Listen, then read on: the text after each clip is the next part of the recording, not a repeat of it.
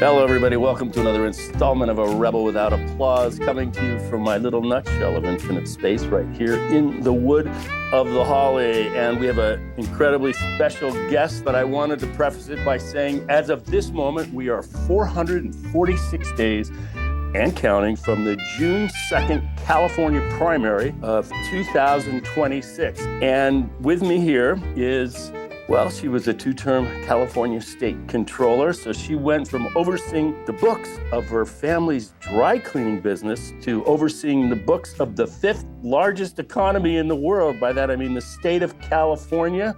She was on the Board of Equalization. She knows a little bit about California hardball politics because she worked for Gray Davis, but she's with me here today. Welcome to A Rebel Without Applause, Betty Yee. How are you? I'm doing well, Bill. How are you doing? It's great to always be with you. Thanks. I'm great. I'm so excited to have you. I was very excited to see your announcement last year. You were amongst the first of what is now a very crowded field. I know for the Senate race, it was kind of an open primary. Is that the same for the Right. governorship now?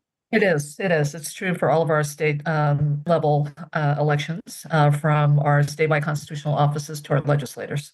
So it is a top two primary, and it was actually first employed in 2014 when I first ran for state controller. So we've got just about a decade of experience with it now. So, this moment, we're all living in the aftermath of really what I believe is not only a political failure, but a political disaster after the last election. It's put our incredible state and other states under, we're just sitting here in a different kind of universe than we were maybe 6 months ago. And, I'm old enough to remember Richard Nixon and his duplicity, which showed up in Watergate, was largely a surprise to many people. The cards were face down and it was like, what? He did that?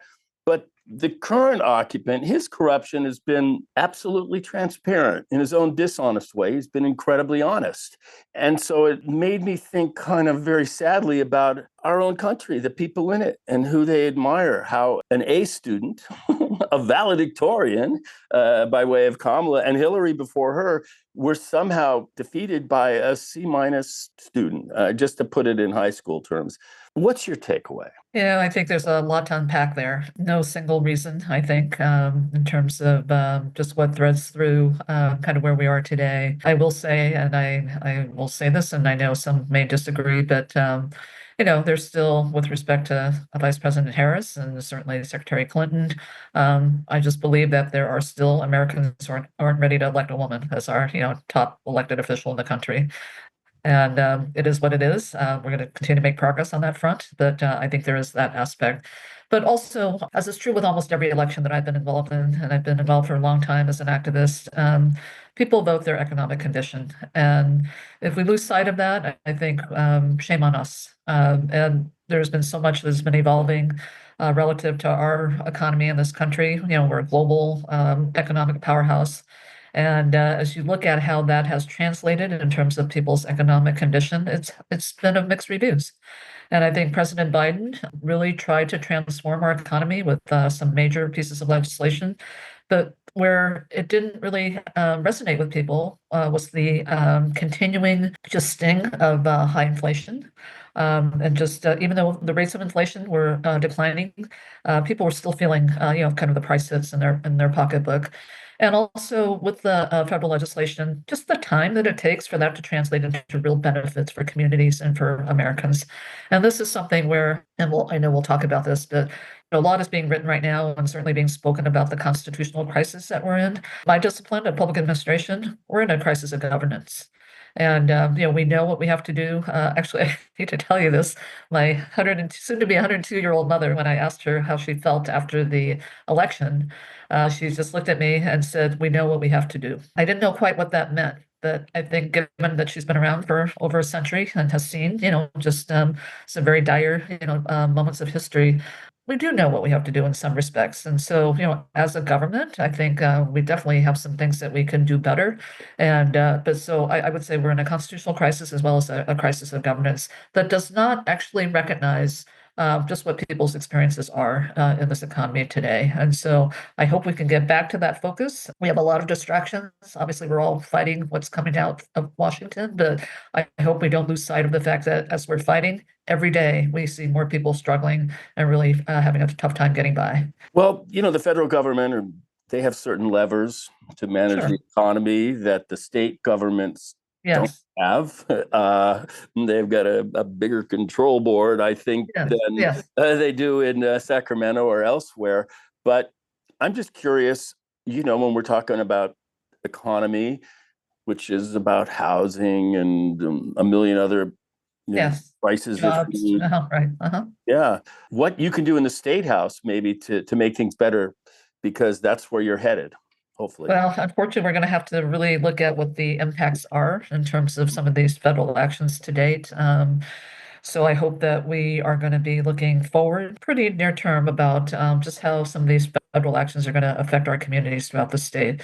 And I will put a pin on how I believe our rural communities are really going to be taking it very, very hard. They're under-resourced to begin with. When we talk about the threat of Medicaid funding, being cut, and these are the communities that really are just struggling to even sustain, kind of a hospital in their areas.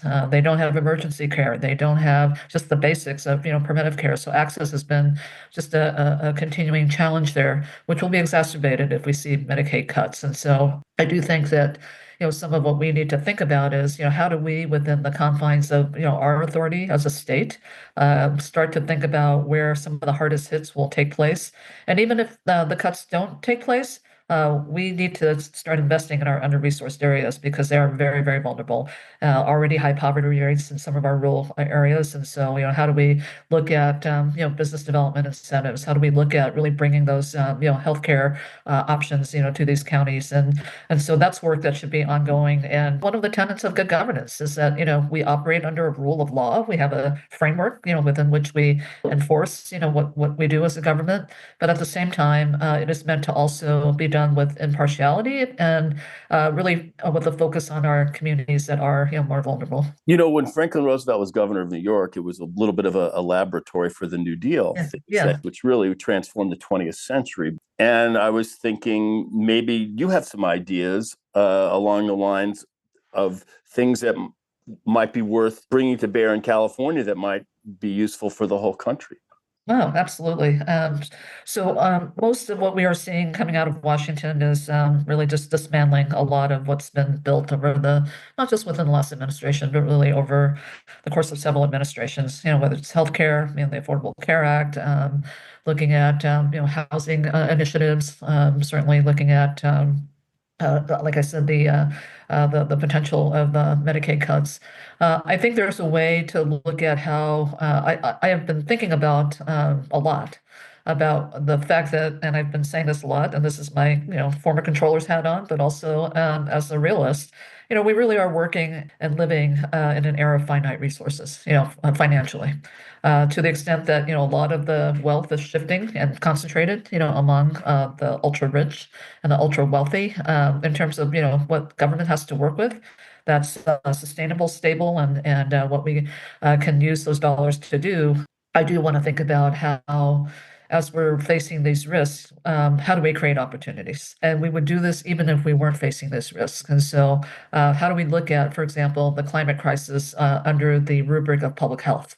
And how we uplift the health system based on that. Because when you think about public health as being foundational to all healthcare, you're talking about chronic health conditions. You're talking about poor air quality. You're talking about food insecurity or food security. You're talking about all these things that actually are going to be things that are going to help really elevate the status and the health of communities in the state, and particularly our most vulnerable communities. So, looking at how we can just understand the intersection of all these issues, looking at how our funding can be more flexible to address these issues. Obviously, we have a lot of funding that's earmarked for specific purposes. That's okay. We probably need that and then some, but just being smarter about the resources that we have in terms of how we can address multiple objectives with what we've got to work with. But I would take it back actually even before FDR. Okay. I, Let's go. I would take it back to Teddy Roosevelt because Yes. it feels like this whole like Gilded Age thing is like repeating itself, right? So Uh, I mean, we're looking at, yeah, I mean, corruption and just looking at the outsized influence that, corporate America has on our government. And so, as I look at it from that perspective, what if that really was the birth of the progressive movement, right? So, Right. having a professional civil service in our federal government, looking at how we have regulatory, kind of oversight, and all these things that really were meant to protect, the average American who were just feeling, left out. And the concentration of wealth during that time that we see now is very reminiscent of that time. Right, of course, the monopolies, the trust busting, Exactly. Teddy, the national parks. I had the incredible privilege of doing a podcast with Kermit Roosevelt, who Oh, great, great, great grandson uh-huh. of Theodore and is a law Yeah, professor at the University of Pennsylvania. And he writes quite brilliantly about the Constitution, specifically the rebirth of it and the Reconstruction Amendments, which, I'm kind yeah, of going full circle, but those 13, 14, and 15 is really the second and perhaps most important reinvention of the American Republic. And I sort of feel that it's under assault today. So the 14th Amendment, it was really the shining accomplishment of Reconstruction. yeah, And at least Section C was run over like a bad speed bump. By that, I mean the insurrection right, clause. exactly. You were talking about resources, and there is no more important resource, and it has defined some of the political wars over the last century, and that's H2O, water. Well, I will say it's not just a California issue, it's a global issue. I mean, this is going to be the resource that I think will be the subject of a lot of dissension. I think the old ways of how we look at water supply in California are exactly that. They're old ways. These large projects like the Delta Conveyance Project, the tunnels, looking at, storage, I think there are probably some ways to do storage that don't require the big, mega billion-dollar, type of projects. But these things take a long time to build, and they also are damaging to the environment as we build them. But they're essential. And I also believe that we have so many advanced technologies of how we can actually look at just expanding our water supply, but also on the demand side. I mean, we have to come to the reality that this also is going to be a finite resource. And so, what do we do with respect to just conservation? What do we do with respect to just looking at stormwater capture? What do we do in terms of just looking at more advanced, water treatment? But all these things that I think could actually fulfill our water supply needs on a more in a more efficient way, more quickly than taking decades to build a large project that will continue to damage the environment, and at the end of the day may not even solve the problem. So we don't do big projects well. We did them well at one point. I mean, Governor Pat Brown would probably be just rolling right now, but it is a real issue, and I don't mean to demean the needs of Southern California, but at the same time, I think we all have to come to the reality that this is going to be a finite resource, and what can we do to really take responsibility on the demand side. Water desalination, I know, has gotten some attention. Still quite damaging to ocean health and life, but there are some new developments that show some promise. And the innovators, frankly, are our local and regional water agencies. I mean, they're looking for solutions. And as they're continuing to be innovative about where supply can come from, we are seeing some promise with respect to desalination that would be less damaging in terms of ocean health and the marine life associated with that. So would there might be some propositions that you might have with respect to those issues? If I think water is so regionalized, right? And so I don't know that it's a one size fits all. I mean, as we all read what President Trump did with respect to the release of, water to help with the LA fires, which did nothing but almost flood parts of the Central Valley, if it hadn't been curtailed. But, it's a regional issue. Actually, what that did do, I believe, was it actually helped to enhance the aquifers, for groundwater in the Central Valley. So that was okay. There are so many developments in water technology that I think that could be helpful as well. And so the key is, how do we make sure that those technologies are advanced enough where the financing for them at the outset to be able to have them get to market is there, so that they actually could be in your home, in my home, kind of throughout the state. And how do we create an economy around this? I know there are some areas in the state, and I'll just name one in the Inland Empire where they're trying to develop a whole economy in that region around water technology. Why should the technology be imported, from other parts of the state or the world when they can actually produce it right there? So I do think, with every kind of risk, there is an opportunity. We should look at it from that perspective, and it is a regional issue.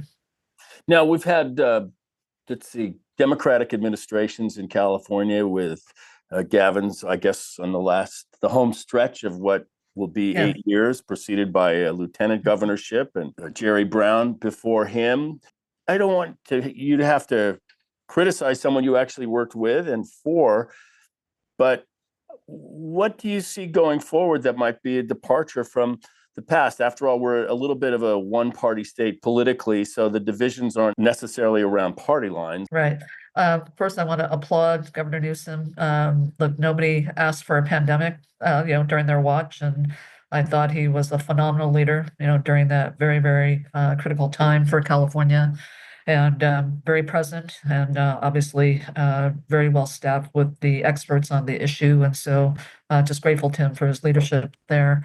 I think what I would do differently, and it's something that is not just about the governor, but it's about our legislature as well. I was trained by some of the best in public service, who actually instilled in me that accountability and transparency are our friends. And I would really try to reinstill that into our governance of California. It has not been something we've done consistently. And because of my discipline in finance, it's something that goes hand in hand with how we're utilizing our resources. Are we utilizing effectively and efficiently? And if not, and if they're not producing the outcomes that we want, we should be back to the drawing board and figuring out how do we get those outcomes and how do we redeploy those resources. We haven't done that as a matter of practice for probably the last 15 years. And this is both with respect to, I think, the governor as well as the legislature. And look, they're trying to deal with crises. I get it, whether it's COVID, whether it's wildfires, all that. I understand that. On the other hand, you look at what's happening in Washington now with this whole, DOGE, kind of effort. Government efficiency is not a bad thing. We should be always looking at how we improve, our operations and how we deliver for people. And at the same time, as we do that, be very transparent about why we're doing that, how we're doing it, and who's getting help by it. And we have not done that. And I think unless that comes from the top, it's not going to happen. So I saw it from the controller's office that, we probably didn't have to spend as much money as we did on a lot of things if we actually had more accountability and transparency. It's something I want to bring back. Accountability is a good thing. It's not about who gets thrown under the bus. It's about how we do better together. Well, maybe instead of using a sledgehammer, we might use a scalpel. From where I sit, it feels less about government efficiency than more about political revenge. No, it's retribution. It's about retribution for sure. That's what's going on at the federal level with Trump and Musk. But I think here in California, what I see is, we don't invest in really building the capacity of supports for the time when Californians experience economic vulnerability. And by that, if people are feeling, for example, from the pandemic, are there ways that we can do, job training and retraining, in a much more effective way? Are there ways that we can, provide, just even temporary, kind of cash assistance, to, just help with, just being sure that our workers are resilient and don't have to kind of lose any ground. So all of that I think are kind of like the ideas of some of the supports. Can we enhance the care sector so the people who go to work actually have that support? So all those things that we've not really kind of looked at but are kind of coming at us. Actually, some of them are already here. As I think about how we haven't invested in that, then what happens when we actually have to face that? We're probably in a crisis situation. We're solving to the crisis rather than actually trying to build systems or at least modernize, what we already have. And this is kind of the fun, kind of innovative part of government that we have not trusted can happen. I saw it with my department during the pandemic, and I will just say I was so proud of my team. We got rid of paper, kind of timesheets and built a portal that everybody's on now in terms of all of our state employees and the legislative employees. We updated to the 21st century so our vendors could be paid and they could submit their documents with DocuSign. I mean, my gosh, I mean, how long Yeah. have I been trying to do that? So things like that really are about, how do you keep creating efficiency in government so that people who are really depending on government can be served well. And so I hope that is something that we continue to look at. And then systems. This is one that I really have a pet peeve about. We don't do systems well. I mean, information technology systems. Here we're in California, right? We have the biggest, tech pool of talent, and yet, California seems to continue to have, as a state, continues to have challenges with respect to our systems. And I think the legislature and, frankly, this administration, past administrations have not put a lot of just priority on funding these systems that actually can inform us about a lot. When we have an economic downturn that requires budget cuts, we actually can look to these systems to help us see, where are things working well, where are things not working well. I did the financial statements for California's controller, and departments aren't able to produce financial reports because we have a statewide accounting system that departments still can't use. And so our reports are late, which doesn't bode well in terms of the public's and confidence, certainly investors' confidence in California relative to our financial conditions. So, and from the legislative's point of view, it's a bureaucratic exercise. From my point of view, it's about how well is California doing, and can we really attract and sustain the interest of those who want to invest in us. Well, somebody who comes from the financial sector, accountants, and as your controller, I always feel like, especially when I have to do my taxes, it's truth time. I Yeah. can't live in any kind of illusion about, yeah, I'm doing great as an actor. Well, Bill, look, you're not doing so great. Yeah. So you don't, at least your experience doesn't really allow you to live in the luxury of magical thinking. Your training seems to live in another sphere. Yeah, I mean, it's very based on, kind of reality, the resources we have now. What can we do with them? I mean, people would always kind of say to me, you're so focused on, kind of the workforce and people needs of government. You're focused on processes, you're focused on systems. And I said, well, that's the infrastructure. That's the infrastructure. And when the infrastructure gets dismantled or isn't supported, we can't do our job in terms of delivering for the people of California. And we're seeing that in real time with respect to what the feds are doing right now. And so that's what we're going to be seeing. You have less people doing this work. You have programs that are being dismantled. There will be real pain in terms of people not getting served. And so, yes, that is my wheelhouse. But I think in terms of the magical thinking, where that comes in for me, Bill, is as controller, I have this great perch from which to look out at what was working well in the state.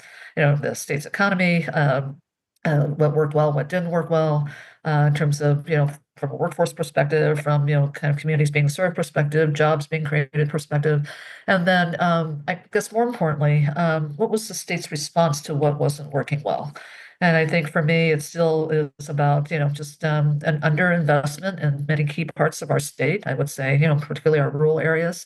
Um, I think when we don't talk about implementation and delivery, which is very, very key because we pass bills and governor signs bills, but they don't mean anything until they actually are implemented, and it yields, the benefits to Californians. And so I will say that is a discipline that requires a lot of attention, and it's a discipline that I hope can be reinstilled when I'm governor. Well, I think one of your challenges would be to communicate those talents. You're still somewhat of a blank canvas to paint on Uh-huh. for most people. You have a big job ahead of you to kind of reintroduce yourself. Yeah. Most people know what your signature looks like if they got All right. those refund checks. I remember those quite clearly.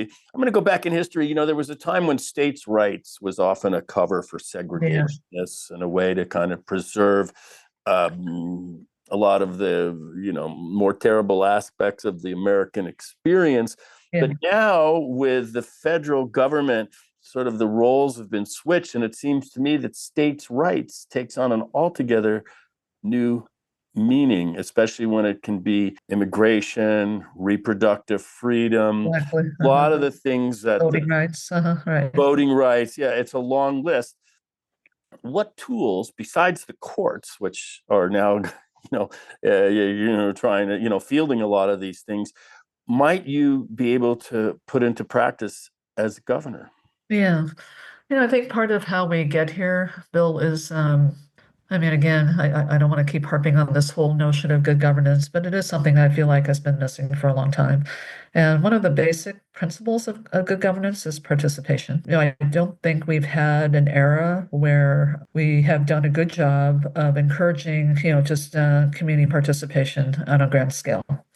And part of that is that, we have done a great job of elevating issues and really building constituencies around those issues and building movements around those issues. But I wish there were a way that we could put this all under the rubric of economics, because that's what people respond to.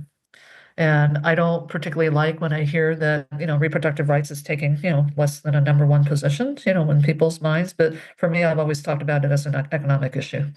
How and when people decide to have a family or have children, is an economic issue. If we were able to do that, I think we could get much more participation because people would understand just how it will hit them in their pocketbooks, and I think would engage as far as just some of these other issues around what the federal government's trying to do relative to just relegating a lot of the authority back to states.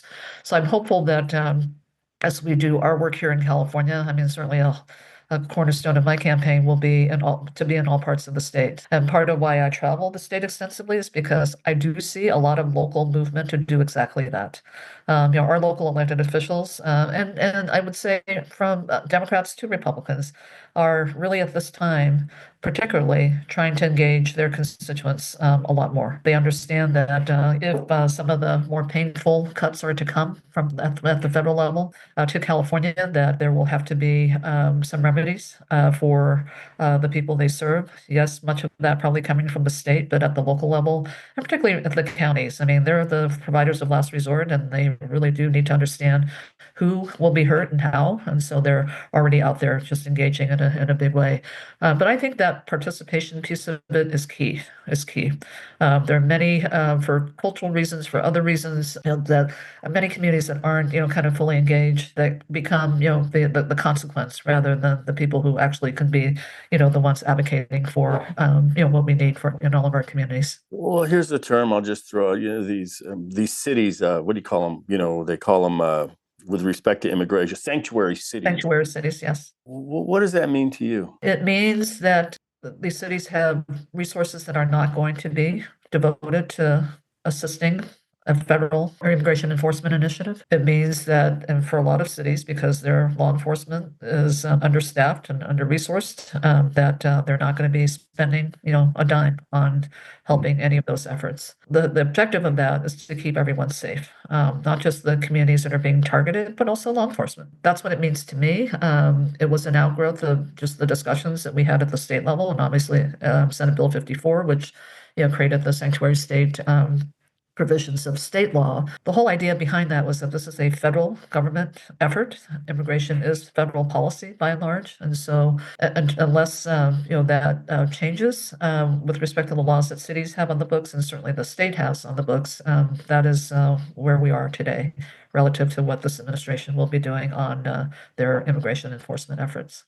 Well, I know as a daughter of Chinese immigrants here in California, the Chinese population suffered from the various exclusion acts, like we mentioned Yes, earlier, in the yes, 18th century and then in the 20s. And it took a lot of litigation, I think, for those things to be removed. And we're so much richer for the Chinese absolutely. people in California and America. I mean, to me, I feel the same way. A quick drive through the Coachella Valley, the Imperial Valley, would be instructive for people because, as you say, if you want to talk about it in economic terms, those strawberries that you like at Whole Foods and the Yes, exactly. cucumbers, they didn't just fly out of the ground into the supermarket. Thank you. Yes.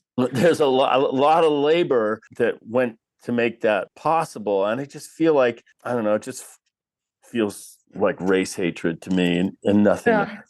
I think underlying it still, Bill, for sure, is just a lot of, structural racism, and, Chinese Exclusion Act, obviously very personal to me and my community. Really the first law of its kind that really targeted a particular group, like Chinese Americans. My father, I want to say a little bit about my father, who came here kind of undocumented. He was sponsored by my then godfather, who was already here in San Francisco, the no blood relation. So he came to San Francisco, apprenticed in the laundry business, and his path to citizenship was enlisting in the United States Army during World War II, and he fought in active duty during the war.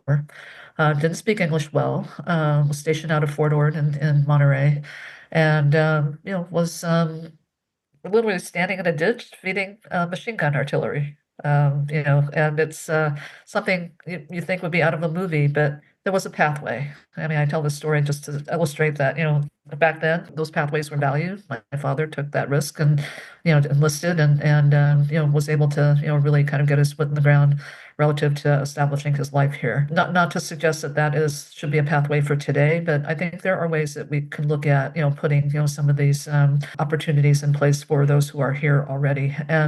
And you talk about those who work the fields. This, this is a major economic issue, not just with respect to agriculture, but certainly our construction trades and just hospitality industry. They do contribute to this economy. They pay taxes. They are consumers. We ought not forget that. And I think this massive immigration effort, just coupled with the tariff policies and just so many other things that are being dismantled right now, is going to have just significant reverberations throughout our economy. Sometimes people just become invisible to people on the higher economic, pyramid, and they don't realize where and how things get to their tables and who's raising their children and Right, exactly. gardening their homes, which kind of makes me want to dovetail towards housing and homelessness, because people who work in wealthy communities often have to commute huge distances and can't really live in those communities. I'll just tell you, you and I are both products of the public school system. Yes. We were at Berkeley together, although I don't recall having met you. I would have remembered, oh my God, I think we hung out even in the same general area, right? Yeah, if I'd met beautiful Betty Yee then, who knows, my life could have been very different. We're both products of this public school thing, and I feel like public education is under assault, and also just like what used to be called affirmative action, and it's got a new term, DEI, and it falls under a larger kind of thing about, are you woke or are you not? And I would like to just put it under the category of restorative justice. It's sometimes the efforts to make things a little more fair create new inequities in the minds of the people that were previously the beneficiaries of that. I'm going to respond to it on a personal level and certainly from a government perspective. From a government perspective, I hope with all of these attacks that we are not going to let up on our focus about just issues around access, right? What we're really talking about here is, yes, equal opportunity, but it's about access. It's about access that has been curtailed because of, systemic racism, discrimination, whatever the experience has been of our underrepresented, underserved communities. That is a central responsibility of government, in my mind. And as I said, when we talk about the rule of law, there has to be that focus on being sure that we've got enforcement of the law with an impartial mind and with a focus on those communities that are vulnerable. On a personal level, I will say this about D&I and all of this. Public education, especially, because this is the assault that I think is going to hurt us for a very, very long time. Where else but in education? I mean, I always thought that education, aside from what it did for me, I didn't speak English entering kindergarten. I had great teachers who were very devoted to my development, to my classmates' development. And then as you continue in your studies, and you and I were at Cal Berkeley and home of the free speech movement, where that was birthed with Mario Savio.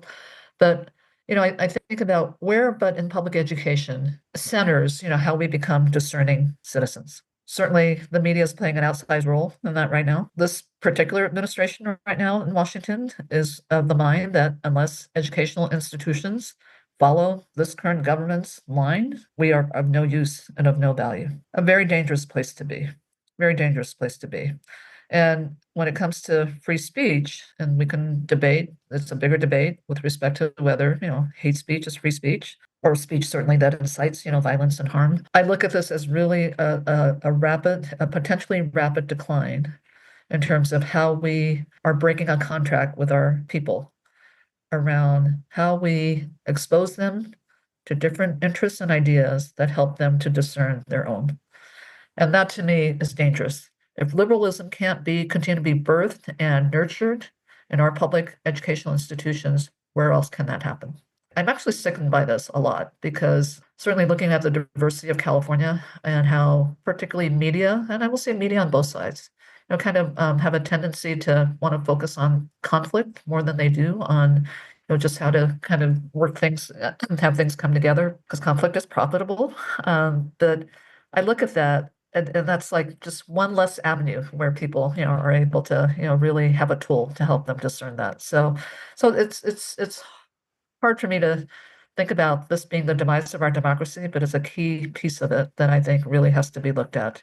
And I hope that when we get into this next chapter, I hope it's soon about how we rebuild all of what is being dismantled now, that we have that as a center point. Because if we don't, I think the next kind of crisis that we will see is one where our democratic institutions, including our public education system and more, aren't going to be there to really help us, really understand how we have to recover, from these regular attacks on our democracy. Right, because without an informed populace, an Yes, educated populace, democracy really, doesn't have a chance. yeah, it's, exactly. it's And, under and, and, assault. and what's so interesting, I'm harkening back to what I did last last election cycle with my husband Stephen. We spent a good deal of time in the Central Valley, helping to canvass for our endorsed candidates there. I like to canvass. I like having conversations with people. I will say that, one of the aspects of how I thought Democrats were a little tone deaf was that we had as part of our scripts, our support for candidates because they are going to be just champions of protecting our democracy. People had no idea what that meant. Right. And I knew that was going to be the case. So we put more of an economic focus on, what we were, how we were talking to voters after that. And again, how do you kind of bring it back to where, people understand it through the thread of, their economic condition? I was canvassing also, but Yeah. in Arizona. Yep. I was tasked with a Thank you. group that speaks Spanish. So I was literally within, I mean, seriously, a few hundred yards of the La Frontera, the border. Uh-huh. You Yeah, could the border. see Yeah. the wall. And by the way, with all the hype about the nightmarish border, it was about as quiet as Yeah. any street in Beverly Hills. I just Right. want to add that as a caveat. And I wanted to talk to people too. My point of view was like for the Hispanic community was una palabra respeto. Él no tiene Yeah. respeto para ti. He just doesn't respect you. And I was saddened because actually it didn't matter. He carried Arizona, like, okay, all right. I mean, so some of this just is frustrating. I applaud you to go into the Central Valley because it's been politically ignored. It's also like the place where, what was the guy's name in Bakersfield who was a congressman, Kevin McCarthy. And I guess learning to talk to people that might not agree with you is Yeah. something that is an acquired skill. One of the things, and I think you probably have the same experience, I was actually quite moved by how welcoming people were. People don't tend to have their doors knocked on in these areas. Mhm. But when we did, they definitely really wanted us to hear what they had to say. So I mean, I felt privileged to do that. But it also really brought home for me how they really have not had the representation they deserve. They're not touched, they're not recognized. And so I'm not surprised that, at the end of the day, they have just a distrust and maybe even disdain for government because it does nothing for them. And Mhm. when I think about some of the stories I heard about how government wasn't there for them in one way or another, you begin to realize why people start to feel, just disaffected or frankly just defected and wanted change or wanted, just someone who At least they felt like, could be someone who understood, their condition. And unfortunately, some of them felt like that was our current president. But I understand why that is the case. I felt like Biden had a hard time selling his own successes. His victories, politically and otherwise, he didn't seem to get credit for them. Yeah, look, I hope the history books are such that we go back and look at, the Biden-Harris administration as one of the most transformative of administrations. What they had to deal with, they walked into a pandemic, but at the same time, major, major investments, in terms of infrastructure, how we're going to deal with the climate crisis, all centered around the economy. And this was the beauty of, kind of his vision. And now that is all being dismantled to where people are not going to even, feel an ounce of, what he had hoped for them. So it took too long to really translate into, specific benefits for Americans. And I think there were some impacts in some of the red states that actually got some funding, but many communities not really feeling, the impact. Didn't resonate for him politically. He didn't get the No, benefits for no. it. And frankly, what people were still paying high prices for everything, right? So this is like the whole inflation thing was, I mean, the timing of all of that could not have been worse. Well, and Obama, although he weathered his reelection, it took a long time for the public to catch up with the benefits of what Yes, Affordable Care Act or absolutely. Obamacare was. Right. And I'm sure there's other examples. I have a thought, and I like the reaction. We had these catastrophic fires and down here, and they had them in Northern California too. We have them seemingly everywhere. Yes. And I know you worked, I think, on the Coastal Commission, and you had some experience on in there. And as a kid, growing up, I surf and I love the ocean. And that drive from Topanga to Malibu, you really couldn't even see the beach Yeah. because it was wall to wall housing, just home after home over cantilevered home with balconies over the ocean, Yeah. over Yeah. rising sea levels. And now about 90 or 75% of that housing is gone. Gone. Right. And when they open PCH again, you actually be able to see the ocean. Yeah. Now, I don't want to diminish. I lost a friend in the fire, a surfer pal. You know how terrible it was, but just like the Depression offered opportunities for government reinvention in the 30s, there are some opportunities here. And my just little suggestion is that beautiful space of coastline, which has been blocked basically, could somehow be reopened to the public because, gee whiz, who's going to insure a place that's prone to fires, rising sea levels, and Almost. Yeah. tsunamis? You Right. can't insure, you can't finance. So, my hope is that maybe the state parks can sort of reclaim the coast for everybody going forward. That's my 2 cents. I know some people can afford to rebuild, but a lot of those people won't be able to. Right. Right. And this isn't so much about the Palisades back up in the hills, which I suspect will be rebuilt in some form or another, but I'm Yes. talking about our coast. I agree with you. I know that for many who lost their homes and lost loved ones, this is tough to swallow to think that some of this may not get rebuilt. But I think we have an opportunity here to do this right. Are we rebuilding to burn again? Are we rebuilding to have homes washed away? I mean, just are we willing to take that risk again? I hope the answer is no. I would like to think that we can be smart about how we rebuild.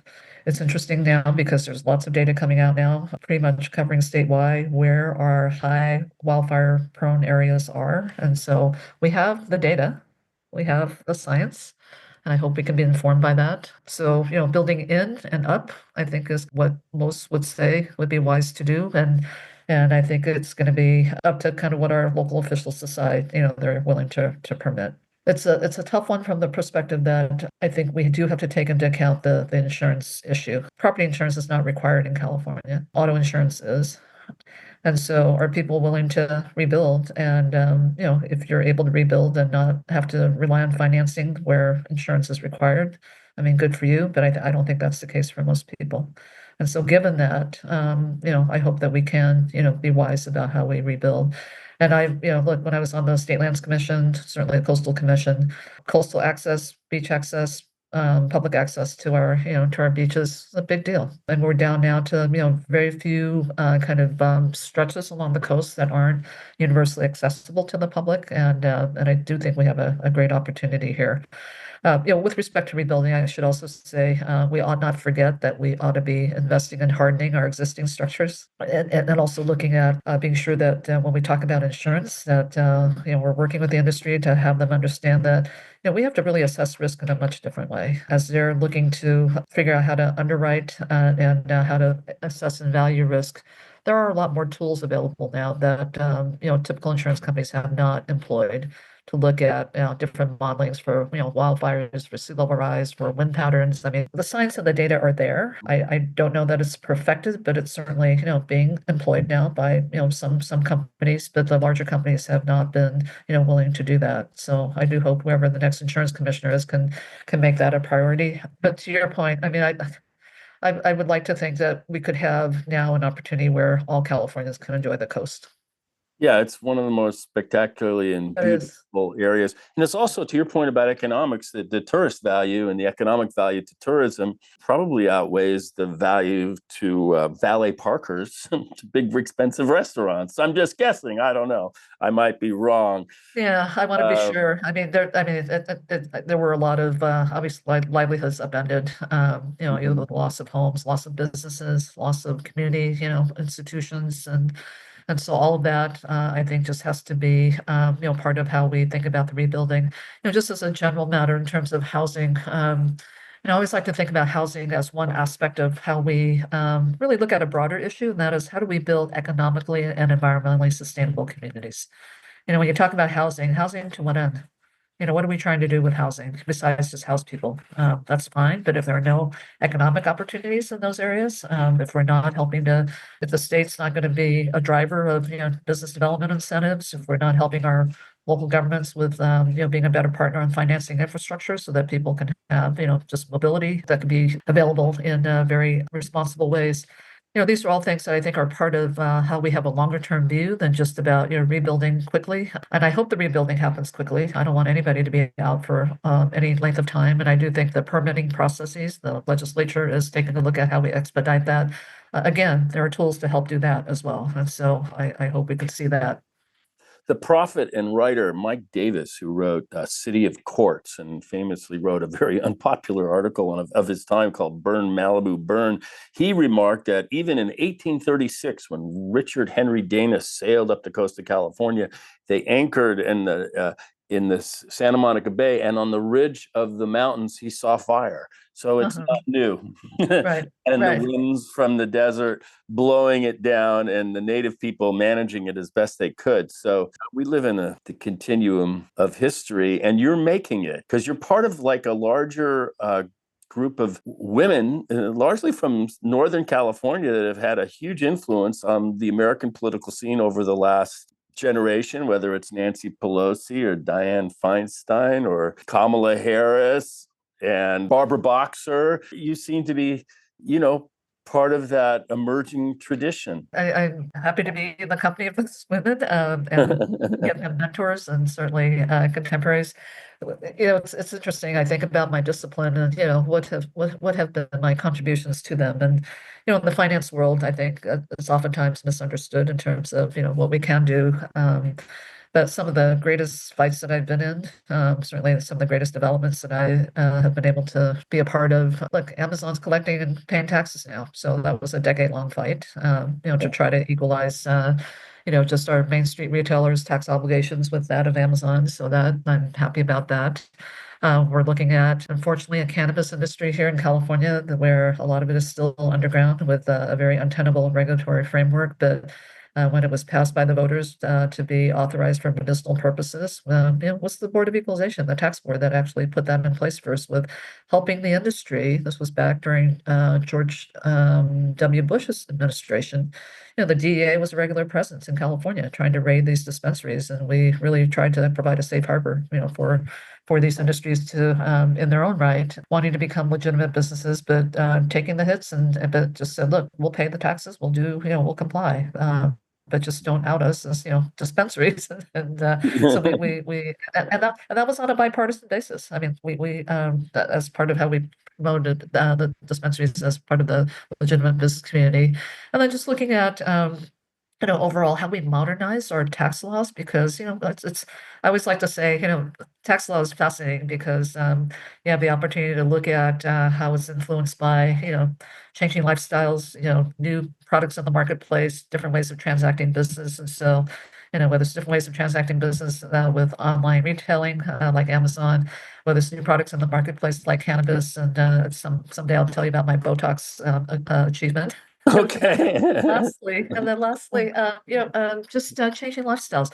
We would not have marriage equality as the law of the land without California having stepped out for property tax and income tax equity at a cost to same-sex couples, by the way, because they Oh, wanted to be legitimate under the eyes of, tax law. And Judge Von Walker's first opinion in the marriage equality cases cited the economic disparities, and the tax laws is really, kind of a foundation for how we achieve equality.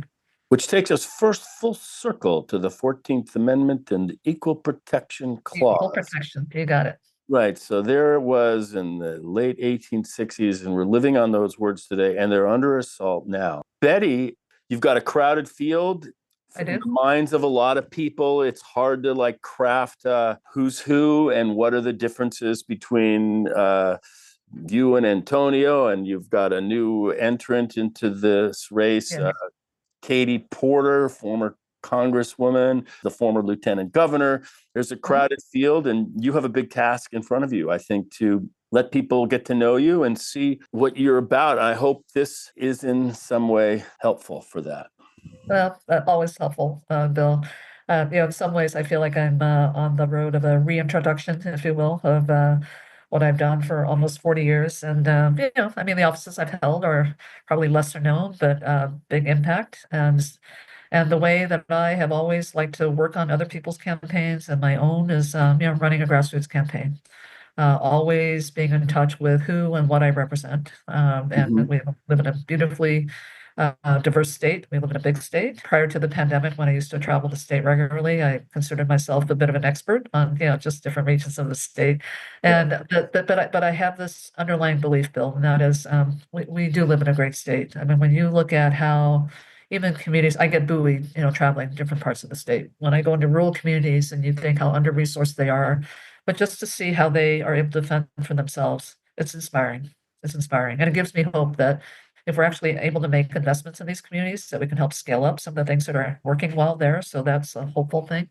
And it's all about engagement. When I talk about participation, you can't have participation if you don't engage first. And so this is a big hallmark and cornerstone of our campaign. It's how I won my first race as controller, so not my first rodeo, but it is hard. No consultant will tell you this is the best way to run a campaign. That we did it. I ran against the Speaker of the Assembly back in 2014 in the primary and came in Right. second place. And so it's we're going to work hard for this, and it's something that I'm just very motivated to do. And I think when my mother told me the day after the election, we know what we have to do, that was really kind of basically her kind of saying, "Go do it." What would you tell people who are getting these solicitations from candidates all over the country every day in their inboxes Yes, for money? You kind of feel like, whoa, it's like, when does this end? Especially right. after coming after an election cycle. Yes. No, thank you.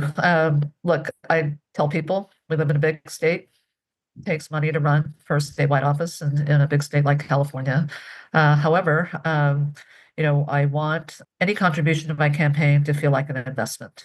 And this is what I am intending to do as your governor. And it doesn't come across in an email as well as it does in person. That what we've Mhm. been trying to, at least in our emails, get across to people is yes, we are definitely part of the so-called resistance against this Trump administration. Look, when he went after in the early days, when Musk went after federal payment systems, I run payment systems. I know what that means. They have our information. They're going to probably get it in the wrong hands. So, Mhm. just to at least have people know there's a watchdog of sorts watching out after them and fighting against it. So we live in a big state. We need money to get our message out. And I wish that we could have campaign finance reform that could put us all on a better and equal playing field, but we don't. And I think what I would say with respect to this field bill is I don't think there will be another candidate with the deep fiscal and financial experience that I bring, and certainly the economic perspectives that I bring. And that's what we need to solve too, because that is really the foundation of the struggles for so many Californians right now. Well, you've identified yourself in your website as the affordability governor, the accountability governor, the climate governor, and the inclusive governor. If people would like to donate or get on board the Betty Yee train, where can they find you and all those tools? Absolutely. Just BettyYee.com, BettyYee.com. Is there anything else that you didn't say that you want to say? Any little piece of yourself that you want out there that maybe we didn't get to? The only thing I would say, Bill, is I really want people to pay attention to what's happening during this time. It's one thing to read about it in the newspaper, but where I think we can make a difference in California is just what's happening right in front of us in our local communities. We have to take care of our communities. We have to look at innovative ways of how we can deal with some of the impacts that people are feeling. People seem to forget that, yes, federal employees are being laid off and losing their jobs. They're not all in Washington. We have a good many of them here in California. I think one of the ways to be engaged is right here, within each of our own communities. And as I was saying at a Democratic event in Visalia on Saturday night, my husband and I are going to be probably doing our part in terms of just like hosting potluck dinners. Part of this is, how do you create community? How do you rebuild community and stay connected with people? And oftentimes that begins by not talking about politics, but it is talking about, just some things that we have in common that we share a concern about. I think that's a beautiful thing when you can get people together. And then when the politics does become the topic and the focal point, it's something that we will have already done in terms of being able to know our neighbors and know our community. Well, you are also a vice chair of the California Democratic Party. And so generally after electoral defeats, even though California prevailed as a Democratic state in our elections, it's Yes, a time of, reflection and what does it mean to be part of the Democratic Party? right. I guess you're still in that process. I think you've come to some of your own conclusions anyway. So, Well, I think there's certainly a lot of that at the national level. I do want to highlight that I believe California did it right. What we did as a party, we have actually supported. I want to give kudos to our chair, Rusty Hicks, who had this vision that our statewide officers have been a big part of, and that is to support and to establish and to fund a year-round organizing program. So we're not just coming in, engaging voters, months ahead of an election, but that we are, engaging voters year-round around issues. We survey them. We talk to them about what's top of mind for them at any given point in time. In some ways, that actually helps to inform candidates who ultimately run in different areas of the state. But we have an organizing department now that already is at work with respect to the next election cycle. Not really focused on the election, but really talking to them about how does this affect your community in terms of what Donald Trump is doing, right now relative to what happened today in terms of, doing away with a HUD program for rehabilitating housing, for energy efficiency. Probably because the word green was in the act, they kind of, did away with it, but it actually is a good way of retaining affordable housing. And so, so all these things, what are the impacts going to be? So I think in California, I mean, we won 3 of the congressional seats. We picked up 3. We held on to 2. And so a lot of that was because we engaged our voters and the Democratic base early and consistently. congratulations for that. Yeah. On the larger front, yes. I mean, I think we're part of the, larger electorate as well. And so Mhm. consistently going to be about, just listening. I think we don't do enough of that. And we'll be starting to knock on doors again, I'm Well, sure. certainly a drive through the Central Valley of California can give you a completely different idea of what some of the more red areas of the country Yes. are thinking Yeah. and feeling. I mean, you just drive on Highway 5 and you see the billboards. It's like, oh, okay, I Right. missed that, Right. Betty, thank you. Thank you, Bill. I always love our chats and Yeah, and you're always welcome to come back to my little nutshell here. I appreciate you on many levels, and I want to just wish you the best and encourage you to get out there and talk to the folks. Every day. Thanks for joining me. You know all you need and more about Betty Yee, a candidate for governor. We've got how many days again till you have to cast your vote? 446 days till June 2nd. And look for Betty on the ballot on your television screens in your community. She'll be out there talking with the folks. Folks, till next time, namaste, shalom, and aloha. By that I mean namashe aloha. See ya.